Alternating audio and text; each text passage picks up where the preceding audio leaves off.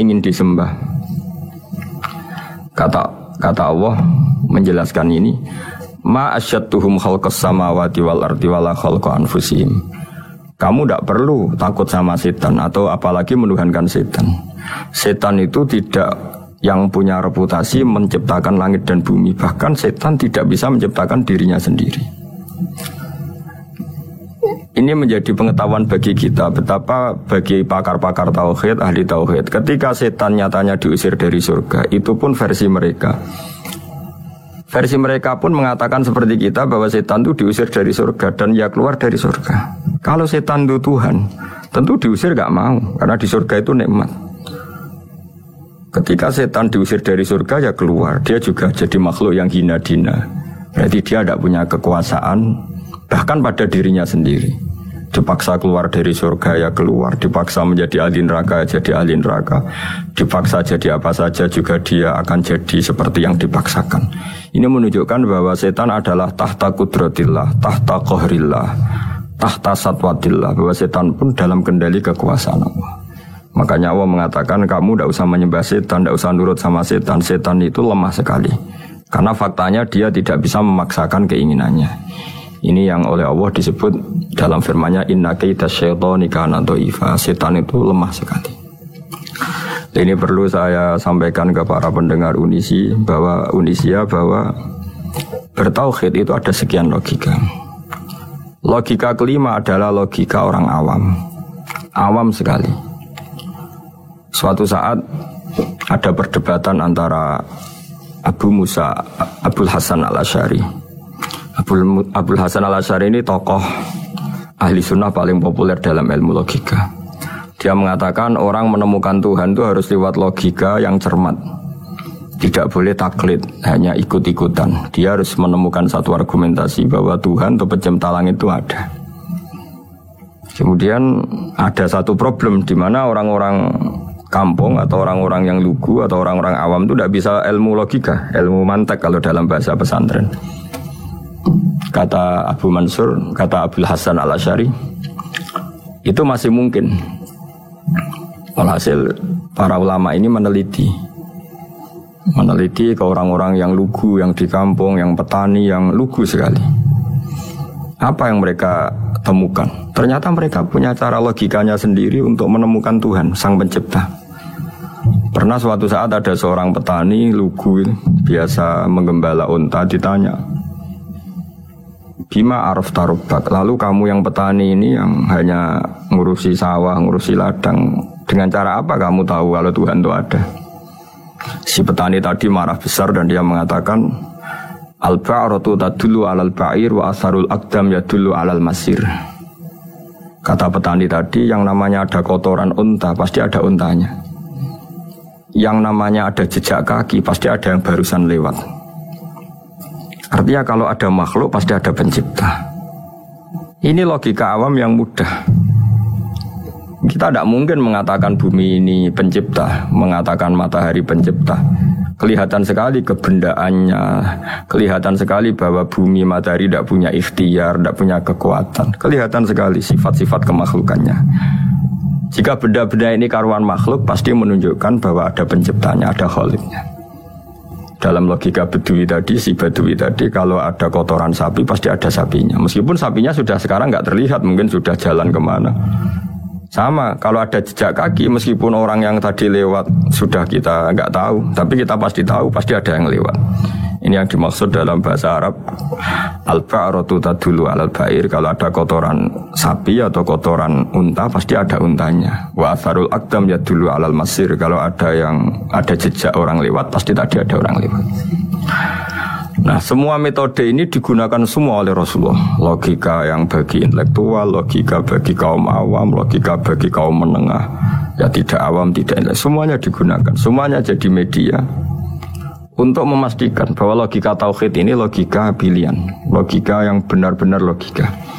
Sehingga dalam banyak ayat disebut agama ini liqaum yaqilun, liqaum yatafakkarun, bagi kaum yang bisa berpikir, bagi kaum yang punya akal. Lalu kemudian kami teruskan alladzina yu'minuna bil ghaibi. Ini kata ghaibi bukan kayak dalam bahasa Indonesia misalnya setan atau hantu disebut barang gaib. Kata ghaibi dalam bahasa Arab adalah perbandingan atau lawan kata dari al-musyahad yang bisa disaksikan langsung lewat indera. Kita orang mukmin iman bahwa surga ada, padahal kita tidak pernah melihat surga. Kita mukmin iman bahwa neraka ada, padahal kita belum pernah melihat neraka. Ini sesuatu yang maghoba anil absor, yang mata kita tidak melihat, fisik kita tidak menyentuh. Kita pun iman. Asal sesuatu itu mansus ya, dikatakan secara eksplisit oleh Quran dan hadis. Kalau dalam bahasa usul fikih disebut al-mansus. Ciri mukmin diantaranya adalah yang paling pokok alladzina yu'minuna bil ghaibi. Iman dengan sesuatu yang enggak kelihatan. Lalu kemudian para ulama cara pandang beda-beda. Bedanya bukan karena mereka bertentangan enggak, tapi ini menurut kelas rasa yang berbeda-beda. Bagi orang-orang sufi ya, Allah itu tidak bisa dikatakan al-ghaib, sesuatu yang enggak kelihatan. Karena Allah itu begitu jelas, az-zahir. Kata orang sufi, Allah itu zahir. Begitu juga dalam Asmaul Husna disebut Allah itu az-zahir, begitu jelas. Karena orang yang akalnya mapan, hatinya mapan, melihat satu lemari yang bagus, pasti langsung mensifati bahwa pembuatnya adalah orang yang hebat. Orang yang melihat mobil mewah atau pesawat yang canggih, pasti kepikiran pertama adalah pasti pembuatnya canggih. Sehingga eksistensi pembuat pesawat itu adalah orang hebat, itu langsung tertanam ketika melihat pesawat itu hebat. Bagaimana mungkin seseorang ragu akan kehebatan pembuat pesawat ketika melihat detail-detail pesawat? Pasti langsung kepikiran kalau pembuatnya itu hebat. Memutuskan bahwa pembuat pesawat hebat itu tidak harus ketemu yang membuat, juga tidak harus melihat. Tapi akal kita pasti meyakini pembuatnya itu hebat. Berarti keputusan menyimpulkan bahwa pembuatnya hebat adalah az-zahir begitu jelas. Begitu juga langit dan bumi, matahari semuanya tertata rapi. Air dengan fungsi manfaat yang sebegitu hebat, oksigen, semua tanaman, buah-buahan. Meskipun kita tidak pernah melihat Tuhan, tapi akal kita, nurani kita pasti berkeyakinan dan tahu betul pasti pembuatnya itu zat yang super hebat, super bijaksana. Sehingga dalam kategori ini Allah tidak bisa dikatakan suatu yang enggak tersentuh, yang enggak terjangkau. Allah itu az-zahir begitu jelas. Sehingga di antara Asmaul Husna disebut az-zahir. Sebab itu saya menganjurkan atau saya punya saran bahwa alladzina yu'minuna bil ghaibi itu contoh paling mudah itu kayak surga, kayak neraka. Kalau Allah sendiri itu az-zahir, mudah diketahui. Karena tadi orang yang melihat pesawat canggih pasti saat itu juga berkeyakinan dan itu pasti benar, pasti pembuatnya juga canggih. Nah, di sini disebut alam raya ini ayat, semuanya itu bukti kekuasaan Allah. Dalam syair-syair orang sufi masyhur sekali itu wa fi kulli syai'in lahu ayatun yadullu ala annahul wahidu. Setiap sesuatu kejadian di alam raya adalah bukti keesaan Allah, bukti eksistensi Allah Subhanahu wa taala. Sehingga dalam satu kisah, normalnya orang itu paling tahu itu dengan dirinya sendiri. Karena dia adalah dia. Tapi kalau Imam Sibawai, seorang pakar nahwu, mengatakan a'raful ma'arif Allah. Di alam raya ini yang paling mudah dikenali itu ya Allah, pencipta. Karena andai kan kita sendirian di hutan, kemudian kita mulai punya akal, kita mungkin tidak tahu diri kita ini siapa. Tapi setidaknya kita langsung menyimpulkan bahwa kita tidak bisa menciptakan diri kita sendiri. Ketika kita berkesimpulan tidak bisa menciptakan diri kita sendiri, pasti kita terus berkesimpulan ada di luar kita yang menciptakan kita. Nah, sebab itu kenapa sifat mencipta ini yang pertama kali dikenalkan oleh Allah kepada nabinya untuk dikenalkan kepada umatnya, yaitu disebut Iqra bismi rabbikal ladzi khalaq. Muhammad, bacalah dengan nama Tuhanmu. Sifat Tuhan yang paling mudah dikenali oleh siapapun adalah sifat pencipta. Karena ketika seseorang yakin dia lahir sudah ada bumi, dia lahir sudah ada langit, dia pasti akan tahu bahwa dia ada penciptanya. Sehingga paling mudah mensifati Allah atau mensifati Tuhan adalah bismi rabbikal ladzi khalaq. Terus kemudian di antara ciri orang baik adalah wa yuqimunas shalat. Kemudian beriman kepada yang gaib, menegakkan sholat. Kata menegakkan adalah dari kata menjaga aturan-aturan atau sesuai aturan-aturan salat. Kita tahu dalam salat ini ada beberapa syarat yang harus dipenuhi. Misalnya harus wudu, harus suci di tempat yang suci. Terus ada syarat-syarat dalam internal sholat, dia harus baca Fatihah, harus tumakninah, macam-macam. Itu eksistensi definisi sholat. Kemudian kata berdiri juga diartikan para ulama, eksistensi sholat harus diketahui secara publik, secara sosial. Karena sesuatu itu punya eksistensi kalau jadi konsensus atau diakui oleh publik. Di sini agama mewajibkan sholat jamaah. Kata banyak ulama, jamaah itu fardu kifayah, bahkan ada yang mengatakan fardu ain. Harus dijalankan orang banyak secara massal dan harus di tempat yang terbuka. Sehingga kata para ahli fikih, andaikan ada orang jamaah di dalam rumah tidak diketahui oleh banyak orang, belum mencukupi atau belum menggugurkan kewajiban jamaah. Sehingga eksistensi sholat harus diketahui secara publik. Sehingga dulu Rasulullah itu kalau sholat di masjid dan masjidnya terbuka. Sampai sekarang kita pun menyaksikan semua umat Islam kalau sholat di masjid yang terbuka.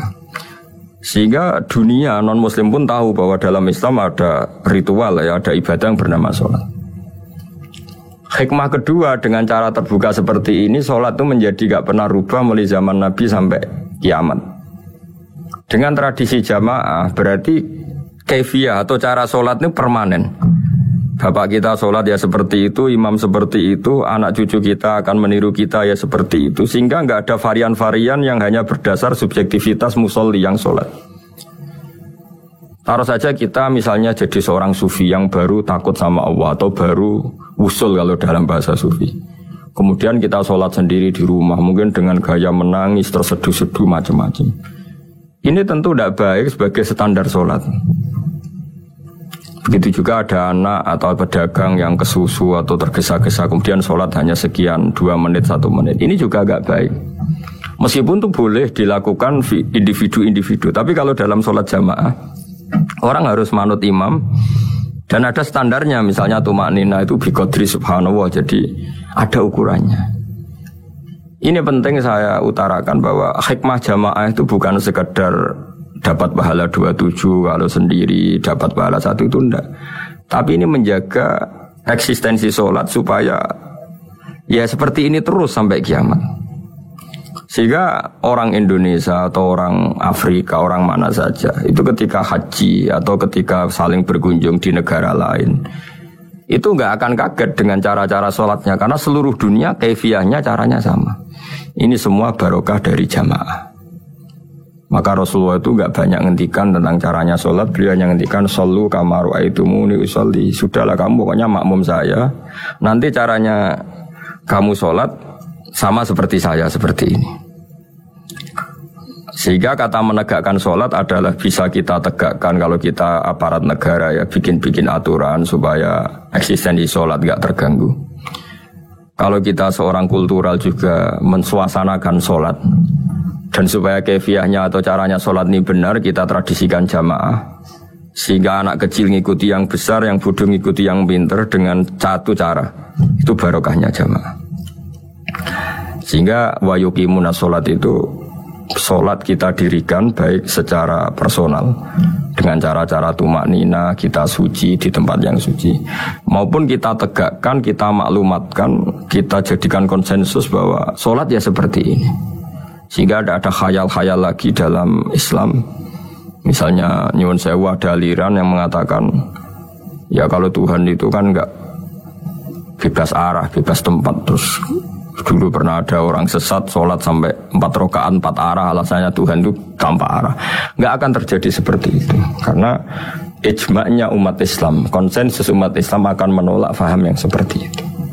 Jadi saya mohon sekali, ini pentingnya jamaah. Dengan jamaah maka caranya sholat, cara meyakini madhab kiblat dan sebagainya terjaga ila yaumil kiamah, sampai hari kiamat. Terus sifatnya orang mukmin lagi, wa mimma razaqnahum yunfikun, dan menafkahkan sebagian rezeki yang kami berikan. Ya ini termasuk zakat, sedekah. Jadi ada sebuah riwayat mengatakan inna fil mali haqqon, harta itu ada haknya yaitu zakat. Tapi ada juga saran inna fil mali haqqon siwa zakat, di luar keharusan zakat juga ada hak-hak kita untuk memberikan sebagian rezeki kita. Taruh saja misalnya saya punya uang 10 juta. Secara nisab zakat belum sampai 1 nisab, karena 1 nisab itu sama dengan nilai 84 gram emas. Itu kalau diuangkan, kalau 500 ribu ya sekitar 42 juta. Tapi kita sebelum punya 1 nisab pun tetap ada keharusan mengeluarkan sebagian.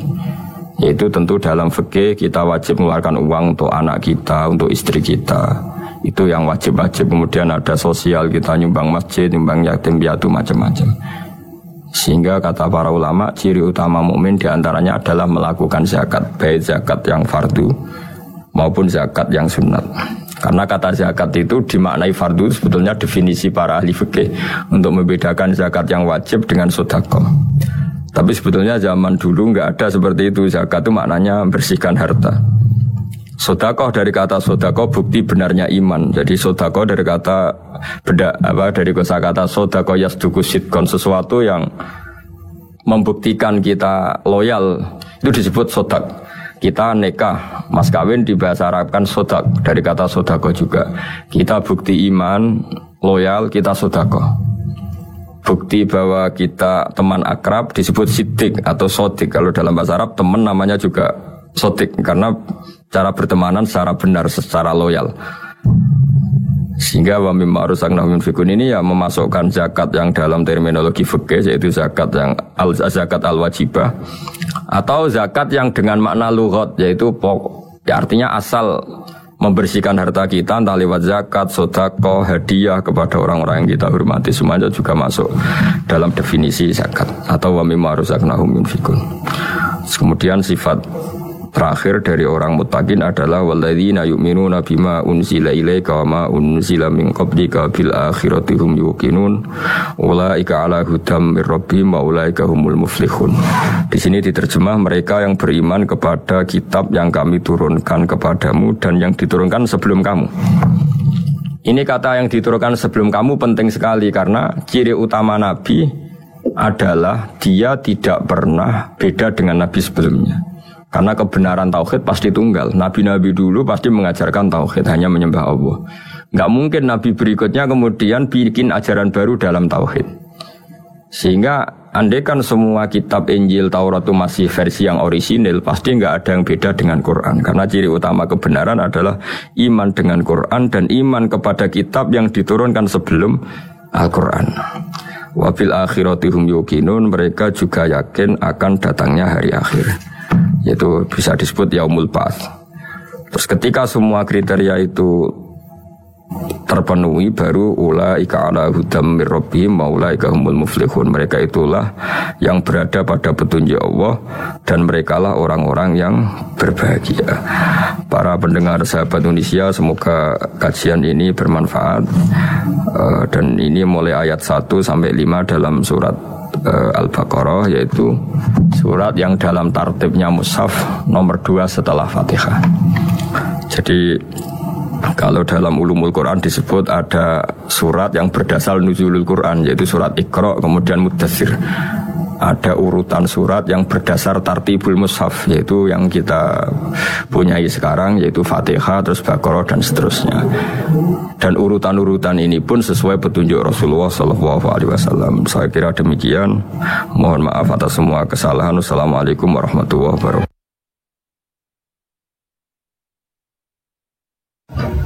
Mari kita teruskan pengajian tafsir Universitas Islam Indonesia. Untuk hari ini dimulai dari ayat 6. Di dalam Al-Quran dijelaskan bahwa orang-orang kafir adalah selalu ingkar, baik mereka engkau peringatkan atau tidak, sama saja mereka tidak akan beriman. Ayat ke-7 menjelaskan khatamallahu ala qulubihim wa ala sam'ihim. Di sini diterjemah dengan Allah telah mengunci hati dan pendengaran mereka dan penglihatan mereka tertutup rapat. Para pendengar yang kami hormati, tentu ini bagian dari kategori orang kafir. Ada orang kafir tertentu yang karena angkuhnya, karena cueknya terhadap kebenaran, sehingga dihukum Allah dengan dikunci hati dan pendengaran mereka. Juga dijelaskan bahwa wa'ala absarihim ghisyawah, dan penglihatan mereka tertutup rapat. Akhirnya mereka mengalami walahum azabun azim, mereka pasti mendapat siksa yang pedih. Tentu dalam keyakinan para ulama sebagaimana yang termaktub atau mansus atau eksplisit dalam teks Al-Quran adalah ini jenis-jenis orang kafir yang ketika mati dalam keadaan kafir. Dalam sebagian ayat disebut wama tuwahum kufar, mereka kafir dan mati dalam keadaan kafir. Dengan demikian maka ayat ini untuk orang-orang kafir yang mati dalam keadaan kafir, bukan kafir yang akhirnya bertaubat. Jika ada orang kafir yang akhirnya bertaubat dan berbuat amal soleh, mereka iman secara benar, maka masuk kategori ayat kulil ladzina kafaru iyantahu yufar lahum ma qad salaf. Katakan Muhammad pada mereka yang kafir, jika mau berhenti dari kekafirannya, maka akan diampuni apa-apa yang sudah lewat atau dosa-dosa yang pernah mereka lakukan. Para pendengar yang kami hormati, bahwa ayat ini mengatakan orang-orang kafir kamu peringatkan atau tidak, sama saja mereka ada iman. Meskipun ini satu kejadian atau satu fakta, satu kategori yang faktual di antara orang-orang kafir, yaitu diperingatkan apa tidak diperingatkan tetap tidak iman. Tapi ini tidak menjadikan hukum bahwa Nabi tidak wajib dakwah atau memperingatkan. Dalam banyak ayat Allah mengatakan in alaika illal balagh, kamu Muhammad harus tetap menyampaikan meskipun mereka menolak.